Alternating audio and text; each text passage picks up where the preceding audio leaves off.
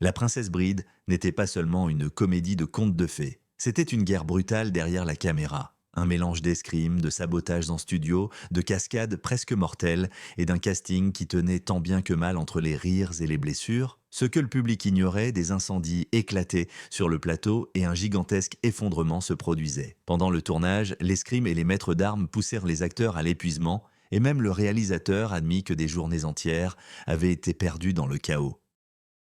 Aujourd'hui, nous dévoilons 20 faits bizarres sur The Princess Bride, les catastrophes du tournage, les quasi-échecs du casting, les sens cachés et les accidents qui ont marqué l'un des classiques les plus étranges du cinéma. Croyez-moi, attendez d'entendre le fait bonus. Cela pourrait bouleverser votre regard sur le film pour toujours. Commençons en un. André, la dangereuse et complexe condition de santé du géant. À l'écran, André, le géant, dominait tout le monde sans cesse, soulevant des gens comme s'il ne pesait rien. Mais dans les coulisses, son corps se dégradait. André souffrait d'acromégalie, un trouble hormonal qui le faisait mesurer plus de 2 mètres de haut, mais provoquait aussi une douleur brutale et sévère pendant le tournage. Son dos était si endommagé qu'il ne pouvait pas soutenir Robin Wright dans la célèbre scène où il la saisit. À la place, un système de câbles dissimulés et des doublures de cascade portaient la charge. Le réalisateur Rob Reiner, plus tard, André a avoué avoir bu l'équivalent de 119 bières d'un seul coup, pour atténuer la douleur après de longues journées sur le plateau. Ce qui paraissait être une force sans effort n'était en réalité qu'un trucage ingénieux de la caméra, cachant un homme dans une douleur constante. Ce n'était pas un conte de fées, c'était un combat acharné contre son propre corps. 2. Kerry Elise, cheville cassée, le beau fermier. Wesley n'a pas seulement pris des risques pour sa vie à l'écran, il ne se contentait pas de risquer sa vie à l'écran. Kerry Elise s'est cassé la cheville quand André le géant, en plaisantant, l'a laissé monter sur son quad. L'accident survint tôt. Elise passa largement le tournage à boiter et dissimuler son boitement. Regardez les séquences des falaises de l'insanité. Vous verrez un cadrage destiné à dissimuler sa blessure. Plus tard, Rainer plaisanta en disant que Carrie était l'homme le plus brave qui soit, toujours en escrime et tombé, un pied fracturé. Le studio envisagea de retarder le tournage. Mais Elise insista pour continuer à raconter une aventure héroïque qui corresponde à Wesley. Le public a bien vu la grâce et l'agilité. Ce qu'ils n'ont pas vu, c'était un acteur qui serrait les dents à chaque prise, se battant contre une douleur aussi intense que le marais de feu lui-même. Trois côtes, blessées de Mandy Patinkin lors du duel légendaire d'Inigo Montoya. Un duel d'épée légendaire. Ce n'était pas un simple drame préparé, c'était une épreuve d'endurance impitoyable. Mandy Patinkin s'est entraîné avec le maître d'escrime Bob Anderson qui avait aussi entraîné les duellistes de Star Wars pour maîtriser la chorégraphie élaborée. Mais lors des répétitions, Patinkin toussait si fort en réprimant son rire sur le plateau qu'il s'est contusionné les côtes pendant plusieurs jours alors qu'il tournait enveloppé dans des bandages serrés sous son costume. La blessure était si grave que, lorsque Christopher Guest le frappa pendant la scène du duel, Mandy Patinkin avoua qu'il faillit s'évanouir de douleur. Plus tard, il confessa « Il voulait ce rôle désespérément pour une réplique « Je veux que mon père revienne ». Toi donc, fils de pute !» Cette vengeance personnelle l'a poussé à endurer l'agonie. Ce qui paraît être un escrime sans faute à l'écran cache une performance née de douleur et de sueur, d'une obstination farouche. 4. L'impro de Billy Crystal qui éclata l'équipe. Le rôle de Billy Crystal en Miracle Max n'a duré que quelques minutes à l'écran mais a failli détruire le plateau. Crystal improvisait tellement pendant les prises que Carrie Elise et Mandy Patinkin ne pouvaient s'empêcher de rire.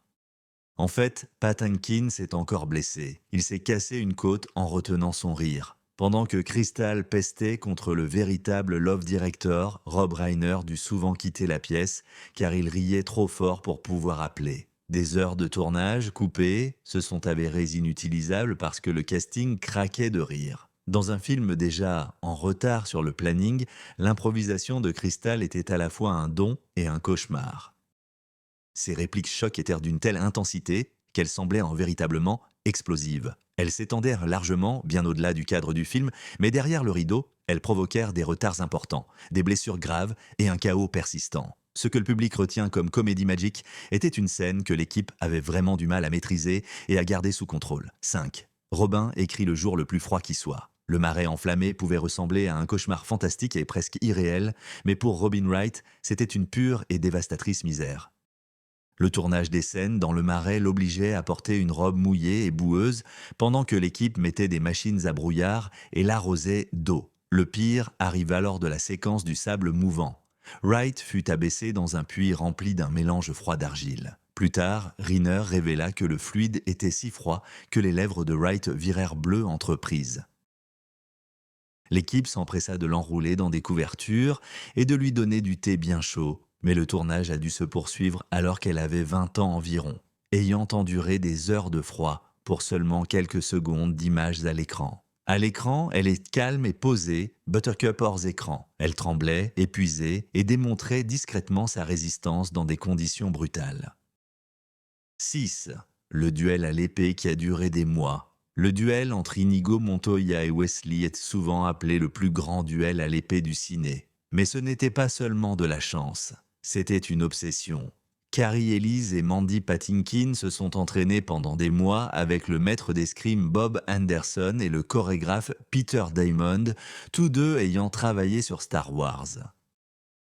Contrairement à la plupart des combats à l'épée hollywoodiens, remplis de doublures, chaque mouvement vu à l'écran a été exécuté par les acteurs eux-mêmes. Les répétitions s'allongeaient tard dans la nuit, les deux partenaires s'entraînant à des fentes, des parades et des figures jusqu'à ce que leurs mains se couvrent de cloques. Un combat si précis techniquement que même des escrimeurs professionnels l'étudient encore.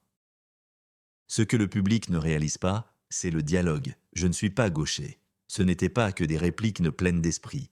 La chorégraphie exige l'ambidextrie et les deux acteurs s'entraînent à se battre des deux mains. Le duel de contes de fées s'est qu'un reposé sur de la vraie sueur, du sang et des ecchymoses. 7. L'angoisse écrasante de Wallace Shawn. Visini aurait peut-être été le méchant le plus sûr de lui du film, mais Wallace Shawn était tout sauf cela sur le tournage. Shawn pensait que le studio voulait à l'origine Danny DeVito pour le rôle, et cette conviction le hantait. Plus tard, il avoua qu'il se sentait comme un imposteur, convaincu qu'il serait renvoyé chaque jour. La pression devint si intense lors de la célèbre scène de la bataille d'esprit avec Elway que Shawn eut des crampes d'estomac sous le stress. Riner le rassurait, lui répétant sans cesse « Tu es Vinny ». Personne d'autre ne pouvait le jouer à ce rôle. Ironiquement, l'énergie nerveuse de Shawn se traduisait si précisément dans l'arrogance tremblante du personnage. Ce que les fans ignoraient, c'est que derrière chaque éclat de rire inconcevable se cachait réellement un acteur terrifié de ne pas être assez bon. Parfois, les plus grandes performances ne viennent pas de la confiance, mais de la peur, du désespoir et de la volonté de te prouver que tu as tort. 8. Le géant qui s'est endormi sur le plateau. André le géant était aimé par l'équipe et le casting, mais ses habitudes d'alcool étaient légendaires et dangereuses. Entre ses douleurs et sa taille immense, il buvait assez d'alcool pour endormir plusieurs hommes pendant les pauses. André s'endormait parfois, immobile et silencieux sur le plateau. Lors d'un seul incident, il s'est évanoui au milieu du plateau de tournage et personne ne pouvait le réveiller. L'équipe a simplement décidé de tourner le lendemain, installé autour de son énorme corps, en attendant qu'il se réveille de lui-même. Kerry Ellis s'en souvint plus tard que si André voulait dormir, André dormirait devant la caméra. C'était le doux géant, FK plein de charme, mais en réalité, c'était un colosse fragile, si lourd et si épuisé que lorsque sa mise en repos survint, la production s'arrêta elle aussi. Le conte de fées s'arrêta jusqu'à ce que le géant se réveille. 9. Christopher Guest, le fameux et brutal comptage des coups d'épée. Rugen aurait pu être un lâche dans le film, mais Christopher Guest est presque devenu notoire pour la violence réelle et véritable sur le plateau lors du duel final où il porte des coups d'épée. Wesley Guest a accidentellement porté son épée bien trop près de la tête de Wesley. La lame s'enfonça dans la tempe d'Elwes, le laissant inconscient. Rainer a interrompu la production terrifié. Il venait de perdre son acteur principal, Elwes. Il se réveilla quelques heures plus tard avec un mal de tête violent, mais il insista pour terminer le film. Le coup lui laissa une cicatrice permanente, une cicatrice qu'il porte encore aujourd'hui. Ce qui rend l'accident encore plus choquant, c'est qu'il s'est produit dans l'une des scènes les plus émouvantes du film, lorsque Nigo rend enfin justice. Le public a vu la vengeance accomplie. Elwes l'a vécu avec du vrai sang. La ligne entre le jeu et la réalité s'est brouillée, laissant une plaie qui ne guérit pas complètement. 10. Les fous rires sans fin du casting. Si vous pensez que le film donne l'impression que tout le monde s'amuse, vous avez raison, mais cela a presque ruiné le tournage. Le casting n'a pas pu s'empêcher de perdre son personnage en riant, et c'est le terme employé par l'industrie pour décrire le fait de sortir de son rôle en riant. Billy Crystal était le pire contrevenant, mais même Christopher Guest, au visage impassible, avait vraiment du mal. Mandy Patinkin a avoué qu'une fois, la seule façon pour lui de survivre aux scènes de Miracle Max était de se mordre très fort la langue. Mark Riner, connu pour son rire tonitruant, a dû se couvrir le visage derrière les moniteurs pour éviter de gâcher les prises. Ce qui semble sans couture à l'écran a souvent été assemblé à partir de fragments où n'importe qui parvenait à garder un visage impassible. Ce que le public voyait comme une comédie sans effort était en vérité une guerre épuisante contre la joie. 11. Les malades portent l'illusion. L'une des images les plus célèbres du Princess Bride montre André le géant portant Robin Wright à travers la forêt comme si elle ne pesait rien. Mais les problèmes de dos d'André rendirent tout cela impossible. L'équipe imagina une ruse astucieuse, un dispositif caché qui soutenait le poids de Wright pendant qu'André ne faisait que la maintenir en équilibre par ses bras dans les plans larges. Des câbles étaient dissimulés par des angles habiles et sur les gros plans, des doublures prenèrent le relais. Robin Wright avoua plus tard qu'elle se sentait terriblement mal en voyant l'imposant André lutter dans la douleur tout en faisant semblant que tout était sans effort. Pourtant, à l'écran, l'illusion est tout à fait parfaite. Une image de force brute cachait habilement un acteur à peine debout. Ce que le public voyait comme un sauvetage de conte de fées était un miracle de magie du cinéma. Tant le dos d'André que le moment lui-même, en vérité, l'homme le plus fort était en fait le 12e des plus fragiles. Un membre de l'équipe a été presque brûlé vif. Le marais enflammé Chaos n'a pas seulement menacé le casting, il a failli tuer un membre de l'équipe. Pendant les essais des piliers de flammes, une machine a mal fonctionné et a libéré une boule de feu trop tôt. Un technicien, debout à proximité, a vu sa chemise s'enflammer. Le plateau a éclaté de panique alors que les autres se ruaient pour étouffer les flammes avant que la tragédie n'éclate, bien qu'il s'en soit sorti avec seulement de légères brûlures. L'incident terrifia tout le monde sur le plateau. Plus tard, Robin Wright affirma qu'après avoir vu l'accident, elle ne se sentit plus en sécurité dans le marais. Pour Buttercup et Wesley, ce qui semblait être une aventure fut en fait une zone dangereuse où chaque effet portait des risques. Aujourd'hui, les effets numériques rendraient tout cela plus sûr. En 1987, on comptait sur le feu, la fumée et l'instinct. Le marécage n'a pas seulement effrayé les personnages qui s'y aventuraient, il a également fait naître la peur chez l'équipe qu'il avait lui-même construit. 13, le duel était trop parfait. Le duel entre Wesley et Indigo est vraiment soigné. Cela semble presque irréel et c'était là tout le problème, à vrai dire. Après des mois d'entraînement, Elwes et Patinkin ont exécuté la chorégraphie sans faute. Mais quand Reiner a regardé les rushs, il a trouvé que tout cela avait l'air trop net, trop parfait. Il leur a ordonné de tout gâcher délibérément, de glisser sur les rochers, de respirer fort et de le rendre plus rugueux, incroyable. Ils ont dû désapprendre la précision pour un réalisme filmique. Ce que le public voit, une lutte en sueur, est en réalité deux acteurs rodés d'Hollywood feignant d'être moins habiles. Ce n'était pas le chaos, c'était une imperfection calculée. Le duo parfait est devenu légendaire précisément parce qu'il a été conçu pour paraître vraiment imparfait. 14. L'auteur détestait profondément Hollywood. The Princess Bride était basé sur le roman bien-aimé de William Goldman, mais la relation de Goldman avec Hollywood était amère. Il avait écrit des scénarios primés aux Oscars, et pourtant, il se méfiait profondément des studios. Pendant le tournage, Goldman craignait sans cesse que les exécutifs détruisent son récit lors de leur visite sur le plateau. Il s'évanouit en fait pendant une scène dans le marais en feu, non pas par la chaleur mais par le trac. Plus tard, Rob Reiner a dit que Goldman avait peur de perdre le contrôle créatif. Ironiquement, le film est resté très fidèle à son roman. Une des rares fois où Hollywood n'a pas dilué la vision d'un auteur. Ce que les fans ne savaient pas, c'est que l'homme qui écrivait comme vous le souhaitez n'a jamais vraiment fait confiance au système qu'il avait fait naître. C'était un conte de fées, né de paranoïa et de méfiance. 15 André, les géants murmurèrent un secret. Peut-être le secret d'ouverture le plus étrange appartenait à André lui-même.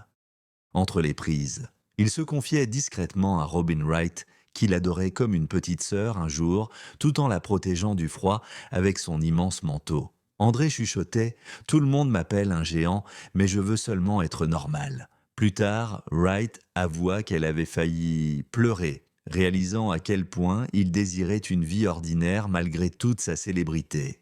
André se sentait vraiment pris au piège par sa taille, physiquement et émotionnellement. Cette vulnérabilité tendre n'a jamais été portée à l'écran, mais elle a façonné la douceur de sa prestation. L'homme qui semblait plus grand que nature cherchait simplement à être humain. Le géant de conte de fées était en vérité l'âme la plus solitaire sur le plateau. Fait bonus, le film a failli ne pas être tourné pendant 10 ans. La vérité la plus choquante: The Princess Bride a failli ne pas exister pendant plus d'une décennie. Le projet languissait dans le développement. Les studios l'ont rejeté à plusieurs reprises, le jugeant trop étrange et invendable. À un moment, dans les années 70, il était si maudit que Goldman plaisantait. C'était l'histoire la plus infilmable jamais écrite. Des réalisateurs tels que Frank Quatro et Norman Jewison étaient attachés au projet, mais les accords échouèrent. Ce n'est que Rob Reiner, sorti de This is Spinal Tap, qui après une lutte acharnée obtint enfin le feu vert. Même alors, le financement a failli échouer avant le tournage. Le miracle n'est pas seulement que le film soit devenu un classique, c'est aussi qu'il existe. Le plus grand conte féerique qu'Hollywood ait jamais produit a été presque englouti par la bureaucratie et par la peur. The Princess Bride n'était pas uniquement une romance fantastique, c'était un vrai champ de bataille d'os cassés, d'incendies dangereux, de crises nerveuses et de cascades presque mortelles. Ce que le public retient comme magie a été forgé dans la douleur, le chaos et un art obstiné. Et c'est pourquoi il endure le désordre derrière le rideau. J'ai fait briller le conte de fées davantage, lui redonnant tout son éclat. Si vous avez aimé découvrir ses secrets, aimez et abonnez-vous pour en savoir encore plus sur le cinéma. Et souvenez-vous, à Hollywood comme dans la vie, les 3 mots les plus puissants restent comme vous le souhaitez.